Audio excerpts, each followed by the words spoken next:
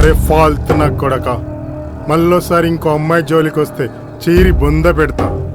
చల్ చల్.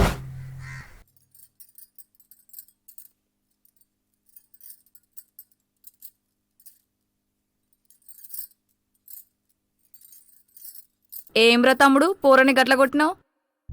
నీకు తెలుసు కదక్క, ఆడపిల్లల జోలికి వస్తాయి ఊరుకోనని. గంతగనం కొట్టినావు గడిసొస్తే. ఏదేమైనా సరే ఆడపిల్లల జోలికి వస్తాయి సహించను. గాయత్రి ఎక్కడ? ఎగ్జామ్స్ రాయనికి పోయింది. మంచిగా రాస్తుందా? మంచిగానే రాస్తుంది.